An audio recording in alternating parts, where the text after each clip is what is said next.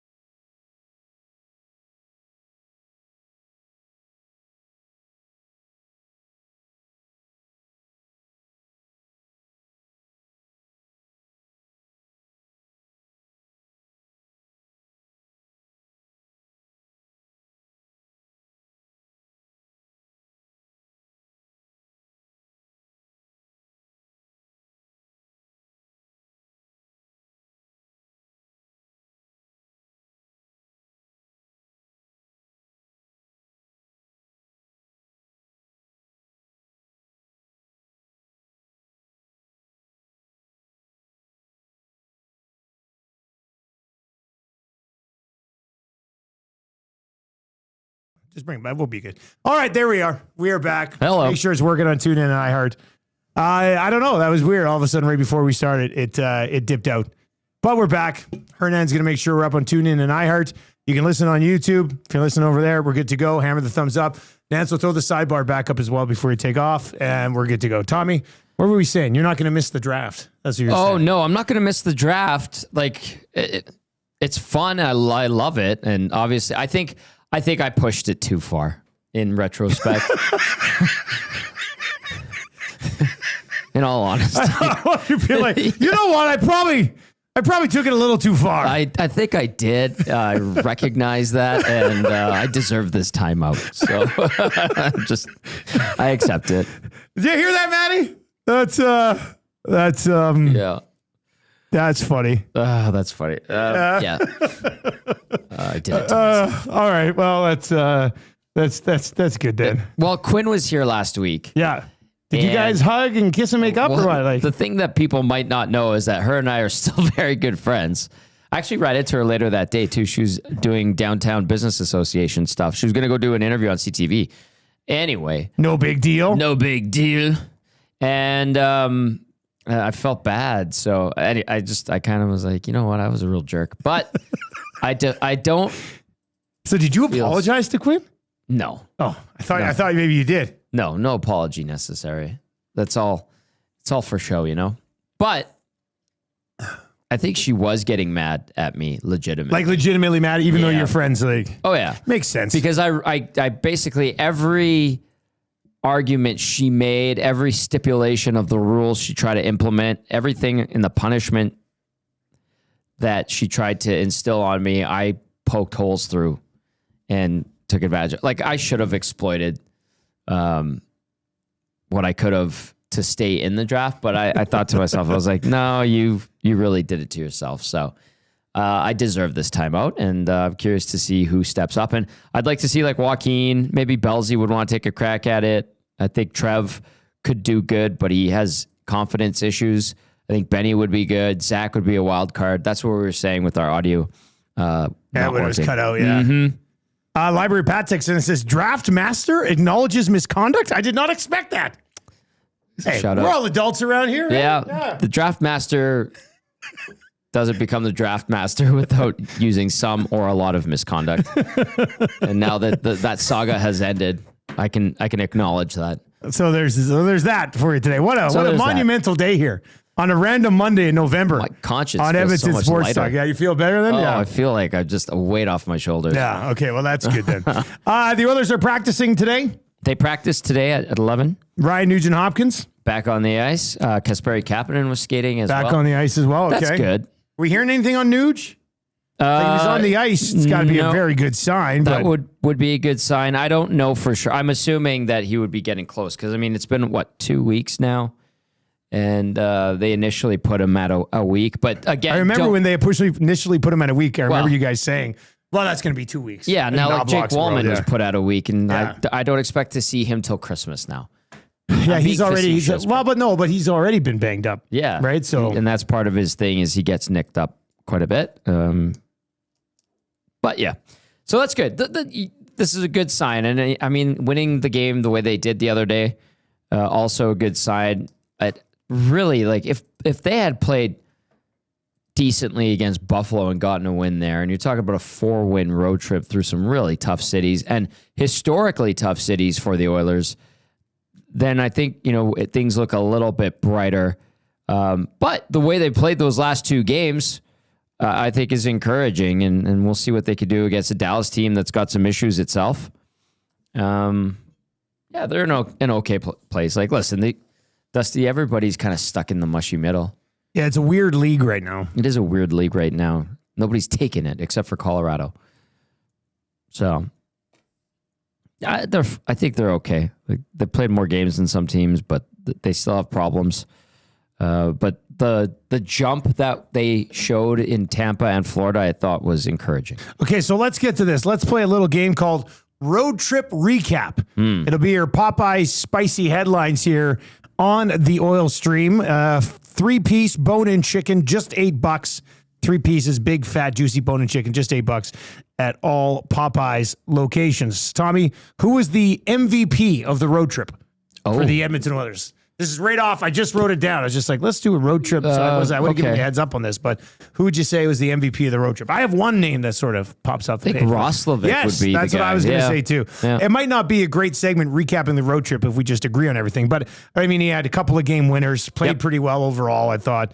I think Roslovic would have to be considered the MVP of this road trip. I think he's arguably been the 3rd best player on the team this year. He has been a very pleasant surprise. Yeah. Where would their secondary offense be if they didn't have him?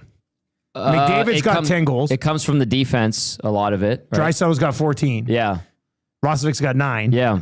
And no other forward has more than 5. No, and that's why I'm saying like the defensive side the blue line has chipped in with offense and did so again the other night. I mean, Bouchard and Ekholm, what a wonderful tandem for that one night. They did play well that game, yeah. Just the second time since 1988 that two Oilers defensemen combined for a +10 rating and +5 each. Is that a Swainer stat? That was a Swainer stat. And How does he find all this stuff? Swainer he's so good at this stuff. So do you want to take a guess who the other pair was that went +5 each for a combined +10? Okay. This is a fun game. It's going to be tricky because you would never think that during this era, these two individuals being a pair would combine for a +10. Yanni Niinema? No. Was it Decade of Darkness? Yeah. Sam Gagner game? Nope, but against the same team. It was also against Chicago? Yeah, because remember they would have those crazy shootouts with them, like 7-5, 8-6. They had a bunch of like really high flying games against the Blackhawks when the Blackhawks were at the peak of their run.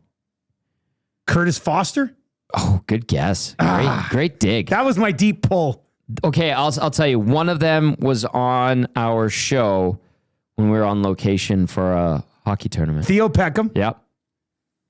And the other guy just celebrated his 1,000th game. Theo Peckham and Jeff Petrie were +10 in a hockey game. On November 19th, 2011. What was the final score of that game? Do we know? Look it up. November 19th, 2011. Theo Peckham, Teddy Two Scoops, and Jeff Petrie. Wow. That What are was the odds of that? 9-2 Edmonton. Really? Oh, yeah. Oilers won 9-2. Let's see who led the charge offensively. Taylor Hall with a hat trick.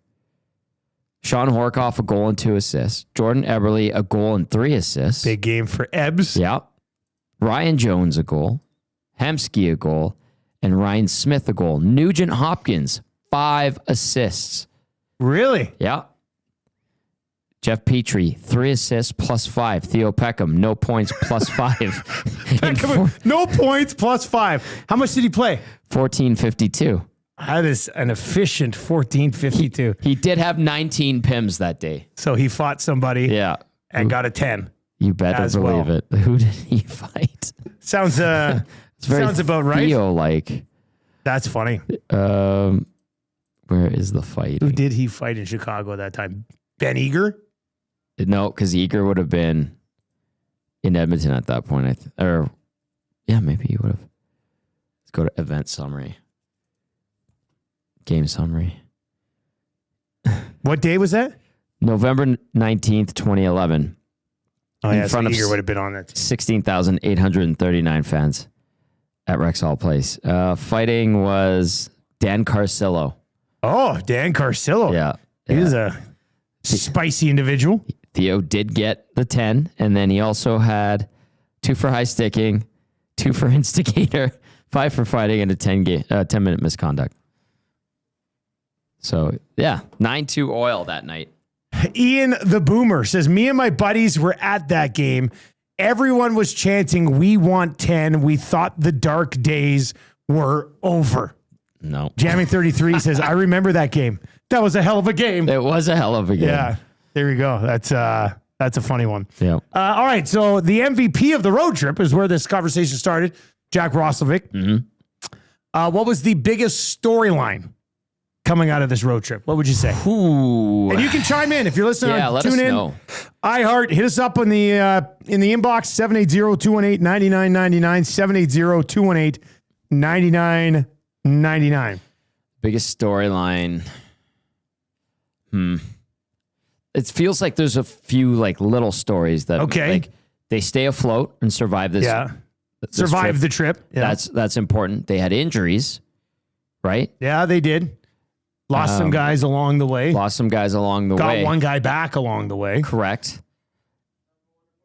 God. The 2 games they played at the end of the trip, they look Well, normal. this is what I was going to say. I think, to me, the biggest storyline coming out of the trip is they seem to have found like a level of intensity that will be required for them to have success the rest of the season. Like for back-to-back games, we saw them play with a little bit of a piss and vinegar. I like piss and vinegar. Right? I think it was piss. I think it was piss and vinegar, and we finally saw it in spurts, like throughout the rest of the season. Sure. But not for full games and not for back-to-back games. And I think the Tampa, Florida games, they look like a team who actually was starting to get pissed off and cared a little bit. And I think that's got to be the biggest storyline coming out of this road trip.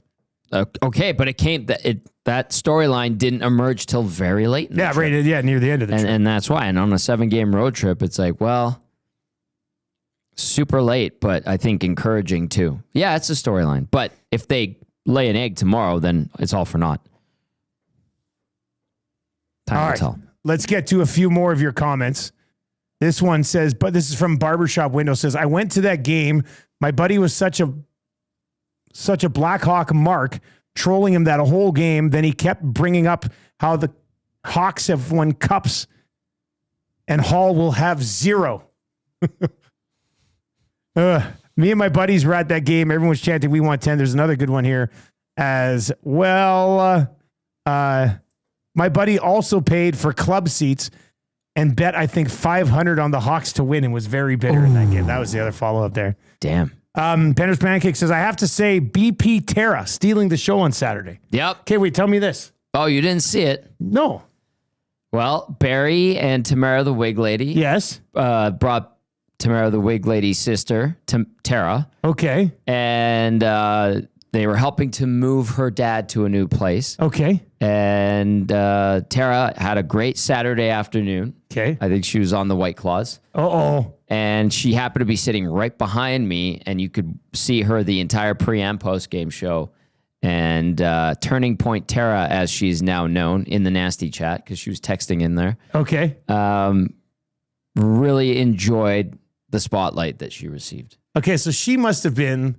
I saw the one Instagram post, and I was like, who's that? I don't recognize her from all the nasties that were there. She's very good looking. That was her, Turning Point Tara. Very good looking. She kissed me goodnight, which was lovely. What? Just on the cheek. On the cheek? A couple times. It was nice. A couple of times? Yeah.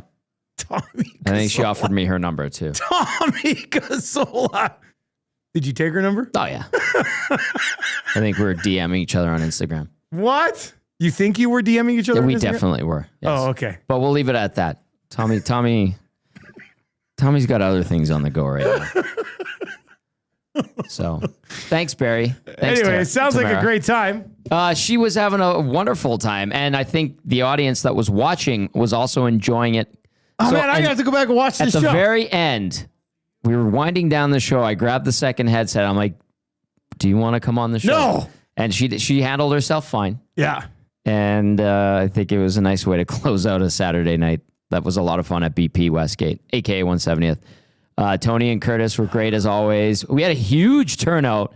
Oh, the Nasties. Oh, man, it looked like the whole section. It looked awesome. We had a good, the whole section was packed full of Nasties. I think it was DVD and Larry came out.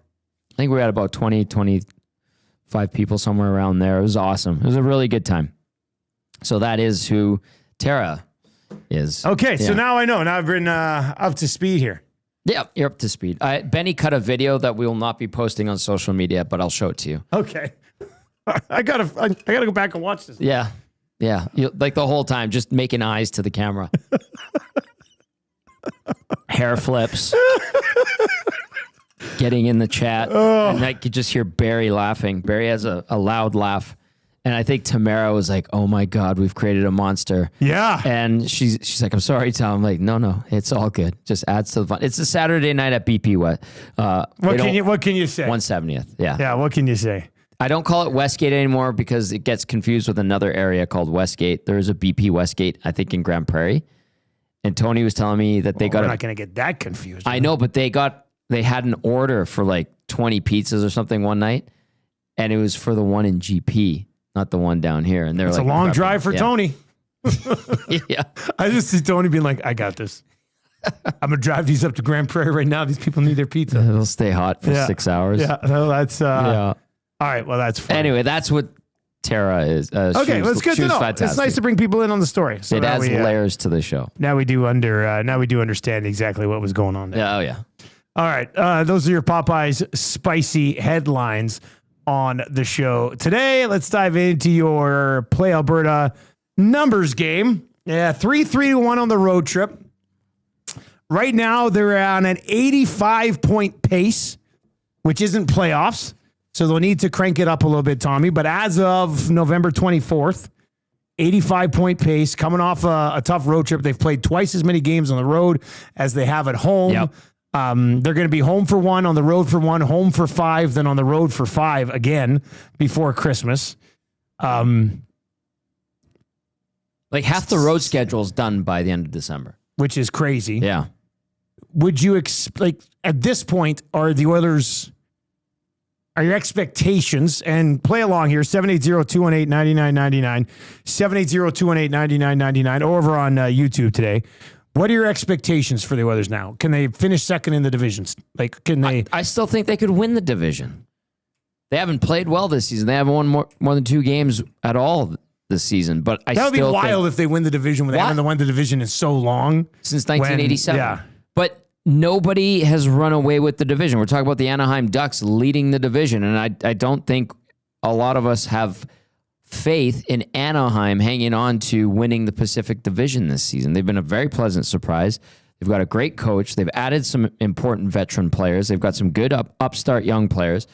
But I don't think we've generally are giving them the benefit of the doubt to win the division. I still think Edmonton's right there.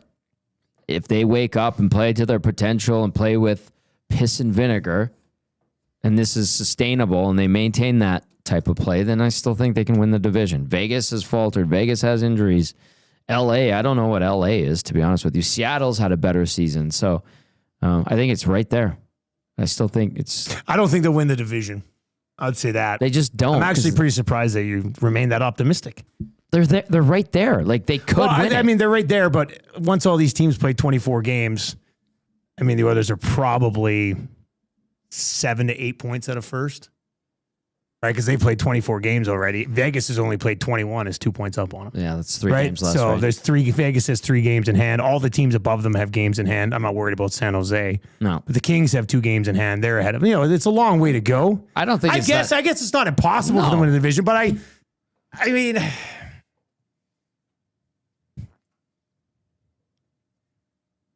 it was nice to get the wins, but I mean, one of the things we can discuss is that their goaltenders combined for 68 saves in 2 games. That was good. I mean, both their goaltenders were pretty damn good in those 2 games. Yep. Are they going to get more games like that from Pickard? You hope so. I hope so. But I wouldn't, I'll have to see it before I start to believe it. They look better defensively at times, but they still look better defensively at times, but they gave up 38 on They gave up over Saturday. they gave up 75 shots in the 2 games to end the trip, right? It's not like they locked it down, held the team to 20 shots and won. But how many of those were good quality opportunities? Yeah, I would say that the good quality opportunities were dialed in, and it was a lot closer both ways than it was earlier in the trip. Yeah. I don't know. I think I'm being optimistic by saying second in the division home playoff date. You know, like I think that's probably being. I think both of us are kind of being optimistic, just at different levels. Nobody's taken it outside of the Avs, like really just dominating. Well, the Avs are on a different level. Yeah. They're on a different stratosphere than everybody. I ran the numbers this morning on the morning show. Let me see if I still have that prep sheet up. Hang on, here we go. So Colorado. Oh, I wrote this in. Colorado has a plus 38 goal differential. Yeah. There's only 6 other teams in the West that have a positive goal differential. Those 6 teams combined have a positive goal differential of 47. Yeah. 6 teams combined, 47. Colorado's 38 on their own. Like Colorado, 3 shutouts in a row, absolute wagon. So none of it might matter in the end with how good Colorado has been so far this season. But I don't. I think we're both being pretty optimistic. Sure. Things can change. Like, things change throughout the course of the season, and teams roster evolves. We've seen it here in Edmonton. Didn't Anaheim and Arizona get off to a decent start a couple of years ago, and then they both kind of fell off the face of the earth? Anaheim, well, Arizona, it had a lot to do with the rumors of moving to Utah. I still remember that night where it was announced that they were playing here, and the entire Coyotes staff they moved in unison in the press box, and it was so like gloom and doom. It was very, very strange. I've never experienced anything like that before. But this is where we're going to hit that American Thanksgiving. Some teams will taper off. Other teams will wake up. We're kind of, we have a 2-game sample size from Edmonton where they've awoken somewhat. Is it sustainable? We'll find out tomorrow. But a lot of things can happen a quarter of the way through the season, and storylines will change. So yeah, this is the question we want to ask you. Like Tommy and I just laid it out. He thinks they can still win the division. I think they'll probably end up second. What did say you? 780-218-9999. 780-218-9999. Casino dealer Jay says, are the Avs peaking too early though? Let's maybe. What are they? 16-1-5. Yeah. They might be peaking too early, but they're still the best team in the conference. You know what I mean? Like, yeah, they've been good, but even if they fall off a bit, they're still better than everybody else in the conference. Their road record is 8-1-3, 8-0-2 at home, 9-0-1 in the last 10, 9-game winning streak. Minnesota's on fire with Jesper Wallstedt. Should we talk about Wallstedt really quickly? What is there to say? Just to recap, the Oilers wanted Kosa. He went to Detroit. So they wanted a goalie. They wanted Kosa. Wallstedt, there was issues they had questions about his character. Even though he was right there, they could have taken him, and he was clearly the other goalie that was going to go next. But I remember talking to some people, and they're like, we're not too sure about the guy. Yes, great goalie. And then they ended up trading down, and where they take Borgo. They took Borgo, who was just cut by Ottawa. Wallstedt will forever be linked to the Oilers because they traded the pick that was used to select him. Well, and they were interested in a goalie of some sort in that draft. That's like the Griffin Reinhart trade, where people were like, they could have had Matt Barzal, they could have had Kyle Connor. The guy that they had pegged to go with that second pick of the first round was Eriksson Ek, who would have been a great also pick. Would have been fine. Yeah. Like the year of Puljujarvi, they were going to take Sergachev, which would have been fine. But Puljujarvi fell to them. So there's that detail that we have to remind ourselves of. It's too bad. There's a ball drop situation. I mean, yeah. You traded out of a spot for a goaltender when you really didn't have a lot of depth in the organization at the time anyway. Correct. And the guy who was the number 1 ranked goaltender in the draft slides to you. Yep. Dropped further than anybody thought he would. Yeah. And you trade out of the spot to draft a guy who never even makes the National Hockey League. That's right. Wallstedt right now leads the league in save percentage and goals against average. Who was that goalie that Montreal had drafted that they were pretty high on but never ended up doing anything? I think the Oilers scooped him up around that time too. What the hell was his name? What do you mean scooped him up? I think they had signed him. I'm misremembering that. Around that time? When Wallstedt... Yeah, but he would have been a depth goalie by that point. I might be remembering it wrong. Somebody might know the answer to this. Oh, somebody might know what you're thinking. I think it starts with an F. His last name? Fucale, yeah. He's a Spangler Cup guy, I think. Zach Fucale. Did he get brought here for a bit? I feel like he did. Somewhere in the organization? Yeah. I'm looking right now. No, he didn't. I don't remember Pardon me. Yeah. I think they were interested in him. Fucale. So in the end, they just have no idea how to scout goaltending. But this Janssen kid. I got some time. I got some time. Laurent Brossois still playing. Still kicking around? Yeah, he's still kicking around. Yeah, Fucale. Why did I think... I think they were interested in Fucale. But that was... would have been 4 or 5 years prior. Yeah, he didn't really turn it. Remember he got called up by Washington and played some games? Yeah. And they were like, oh, they celebrated him. Fucali? Yeah. Yeah, he had a .924 save percentage in like a handful of games. Yep. And then that was it. He's playing in Minsk in the KHL this year. Anyway. X-Ray J says, what were the character issues? He'd been stellar in the SHL. Once again, Tyler Wright values character over God-given talent. I just thought it was time to take a goalie. You know? Yeah, a goalie with a significant pick. And I know a lot of people are anti-goalie with, first-round picks, but... X-Ray J, I didn't dive in when I asked about him. I'm like, what about this Swedish kid? And they're like, no, I don't really like his personality. There's some issues there that we're worried about. 780-218-9999, 780-218-9999. Andrew, the accountant, texts in and says they are a 3 or 4 game heater away from being first in the division. Their schedule has been awful so far. Last 2 games have been promising, but need to keep it up. Library Pat says games in hand only count if they turn into wins. I agree with the draft master. The others aren't out of running for the division. So all this makes me think is that we've had a month and a half of massive overreaction. Oh, yeah. Like everywhere. We're sitting here after a 500 road trip in which the team has still only won 10 of their first 24 games. And most people, the consensus is, take a run at the division. When for like the last 6 weeks, everybody's been like, fire Knobloch. What the hell is going on here? I'm going cross-eyed. Like, I just can't understand how people view things anymore. It's such a roller coaster from game to game here. If they lose to Dallas tomorrow night, people will be trying to fire Knobloch Wednesday morning. Probably. If they beat Dallas, they're going to be like, well, they have to add 2 pieces because they're going to win the Stanley Cup. Yep. From game to game, though, the entire year.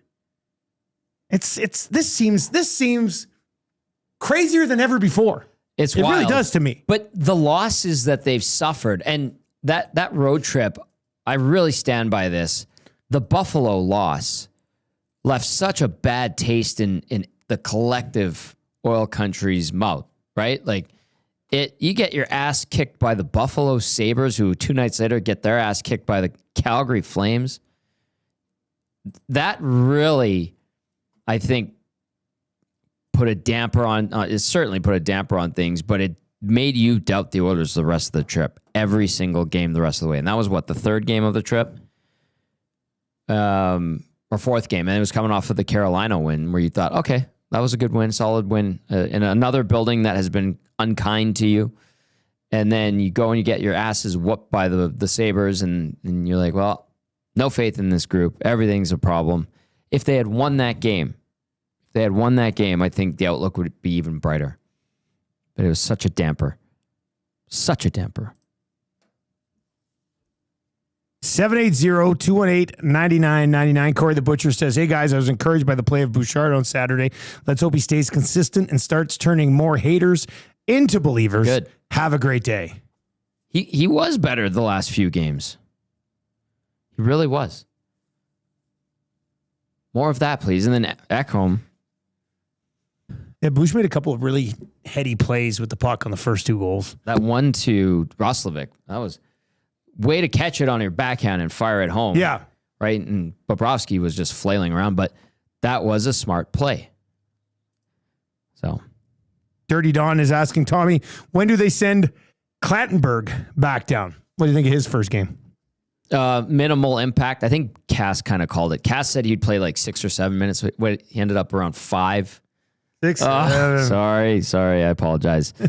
And that first shift he looked rambunctious. He looked like he was looking to pop some guys. And I think he had that one rush opportunity where he fired it high and wide and it went back the other way for essentially a breakout for the Panthers. But I don't know.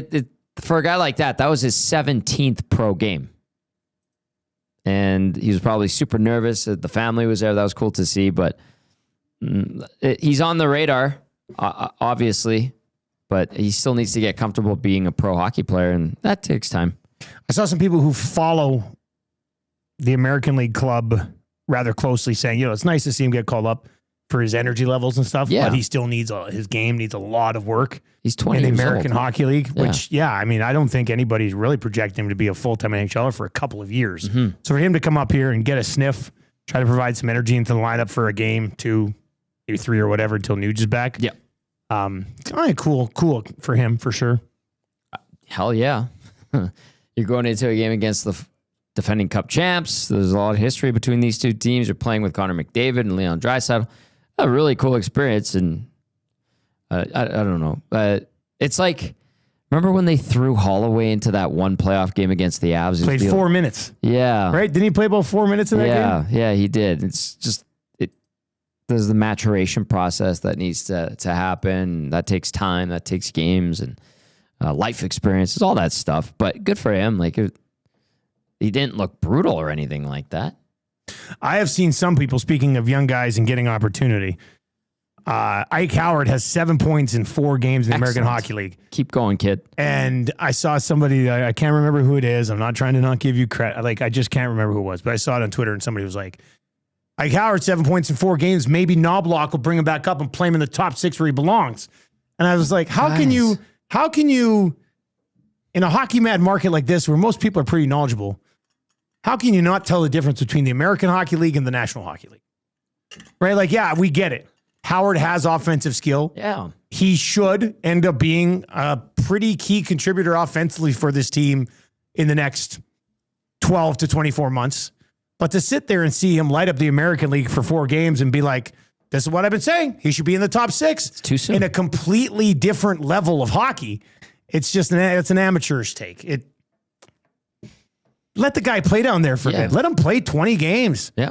And then, I mean, even if everybody's healthy, he's not coming up and playing top 6. No. Nuge is going to be back in the top 6. Hyman probably should be in the top 6. Podkolzin's going to be locked in next. And I know people, whatever, you love it or not, Podkolzin's locked in next to Draisaitl. Roslovic deserves to be in the top 6. Absolutely. There's really nowhere to go. So what do you want him playing up here?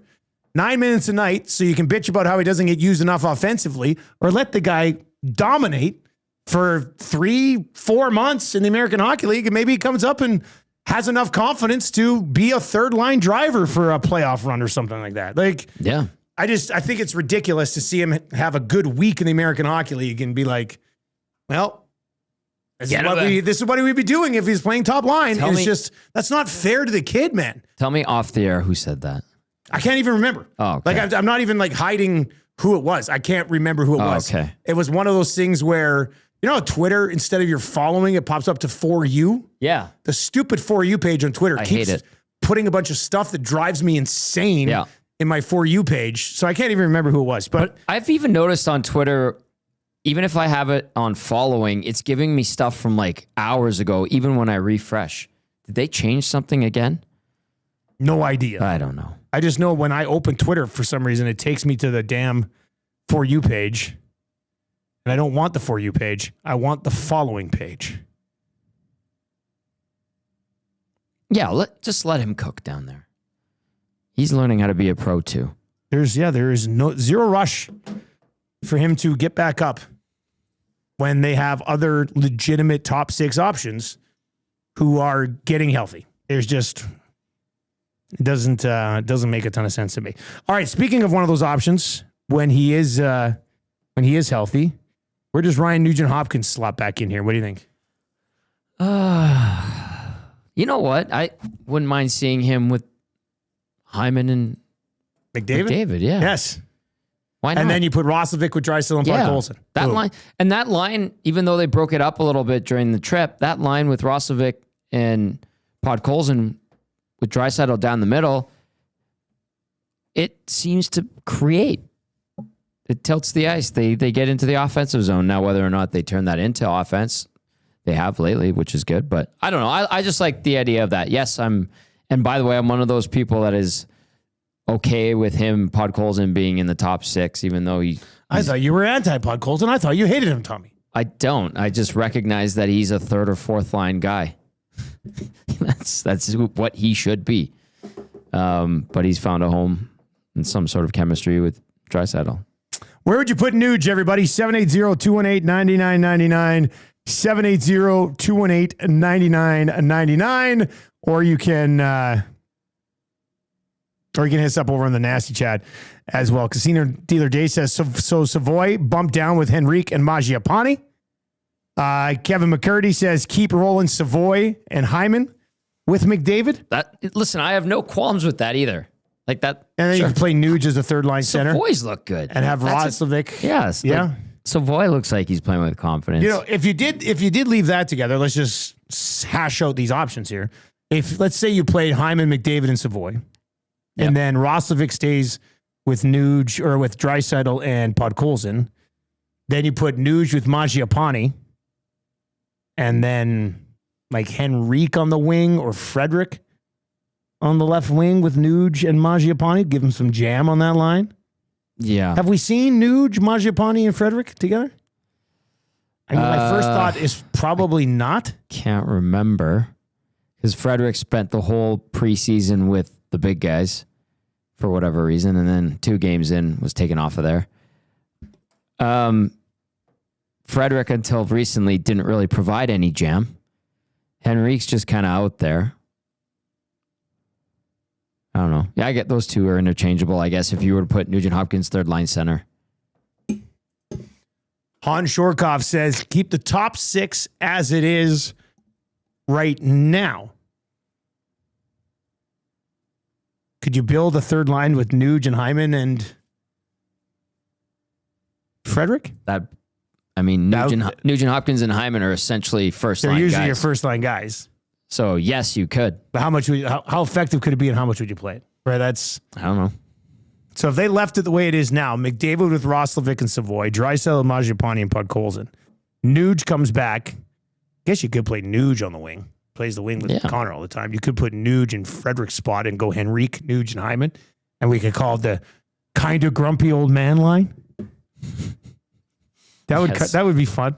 And then Frederick can slide down and play on your fourth line with Matthias Janmark and whoever. This is funny. This show's flying. I can't believe we only have 10 minutes left. It's cruising by. Yeah, it is. Guys, do you really think Mangiapane has a spot in the top 9 when Nuge and Kapanen come back? That's in from Poop Stains. That's his handle. That's his handle. I know it is, but I Tommy, we got to be adults. We can't laugh every time we read the text. Every time I read from it. Poop Stains. And here. He's a baby. I do think Mangiapane stays in the top 9. I think he stays in the top 9 too, yeah. Begrudgingly. I know his game isn't particularly great, but I don't think they're going to put him on the fourth line.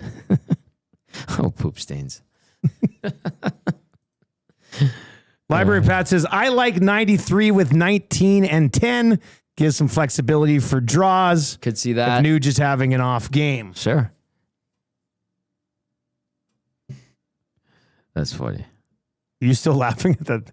A little bit. I'm reading the nasty chat, too. Nasty chat's been pretty Rip good. City Step says, Mangiapane, Nuge, and Savoy had a couple of good games at the start of the season, and then they were broken up. Yeah, you have Nuge in the middle, Savoy over on the right side, Mangiapane on the left side. Jamming 93 says, I do like Nuge with 97 because Nuge can sort of be a defensive center with 97 in that situation. Rip City Step says, you're just making lines for when Draisaitl, McDavid, and Hyman aren't together. Yep. Yeah, there's always these other possibilities. I'm pretty sure Knoblauch and his staff are having the same conversation right now. And they're just like, well, we could do this, we could do this, we could do this. Yep. And then Knoblauch goes, I know, but 10 minutes in, 7 we're minutes gonna load them up. 7 minutes in. What about Dallas without Rantanen? What else is Dallas missing? What else? Are the Stars dealing with any injuries? Yeah, they've got some injuries right now. That I watched that hit again, the one that Rantanen got kicked out for. Yeah.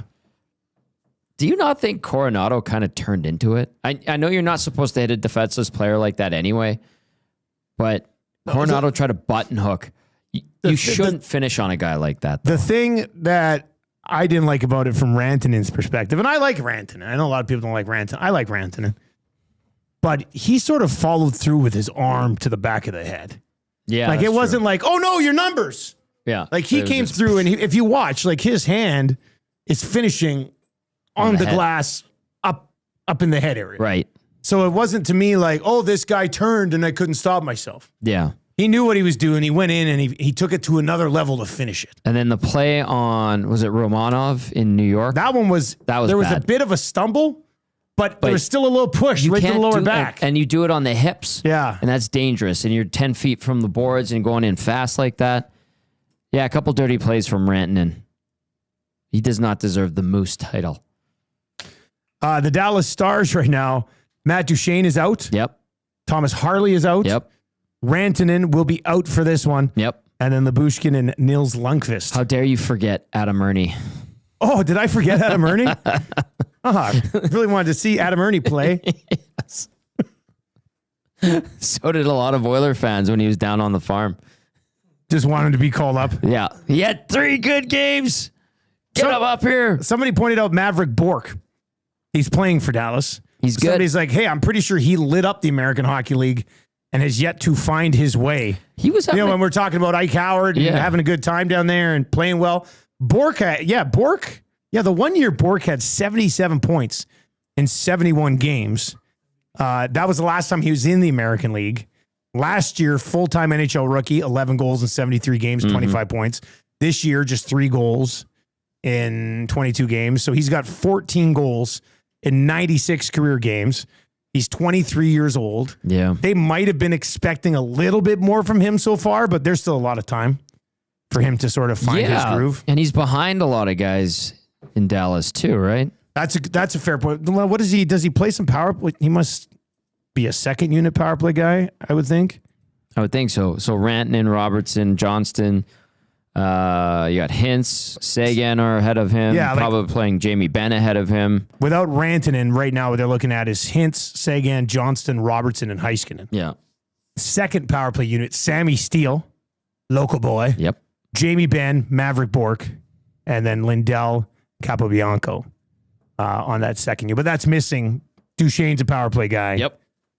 Rantanen is obviously a power play guy.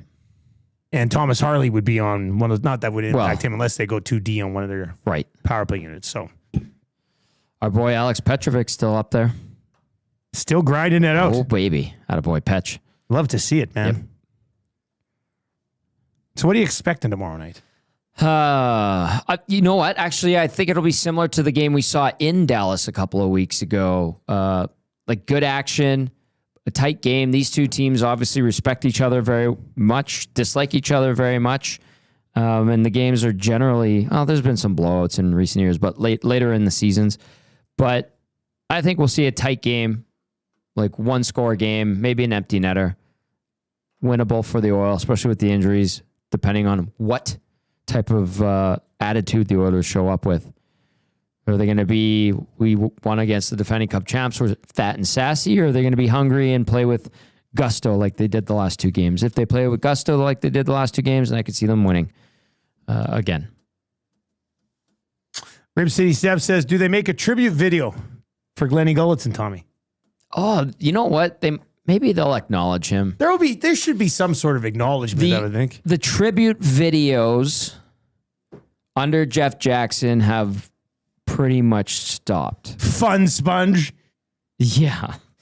You know what? That's okay. Because I remember one time they gave Mark Arcobello one. Yes. And it was like, oh, Arco. And I liked Arco. Like he lived in the same community I did in Oklahoma. Really good guy. But I can't remember who came back that game. It was a longtime Oiler, and they gave him a tribute video. And then they're like, and fans, please welcome back former Oiler Mark Arcobello. And they did like a 15-second montage of him. And I was like, okay, we're getting silly here. Arcobello. Do you want a little Arcobello trivia? Sure. I'll give it to you. Yep.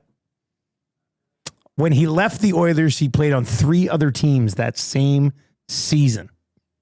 Who were the 3 teams? Nashville? Yep. I remember the next one, but I don't remember the third one. He wound up in Minnesota? No. Oh. Arcobello, Nashville. New York? No. Okay, I give up. Pittsburgh. Oh. I remember Pittsburgh, but they also went to Arizona. Oh. I didn't remember him on the Coyotes. He played 36 games for the Oilers. Yeah. 4 for the Preds. Yeah. 10 for the Penguins. 27 for the Coyotes. Traded from Edmonton to Nashville for Matt Hendricks. Derek Roy. Oh, Derek Roy. Claimed off waivers by Pittsburgh, claimed off waivers by Arizona, then signed in Toronto for a year, finished there, and he is still playing in the Swiss League in Lugano. According to Joaquin, that is a phenomenal place to play. And I remember Arco, we had to do an interview with him. And I was like, what'd you take at school? Because I think he's a Princeton guy.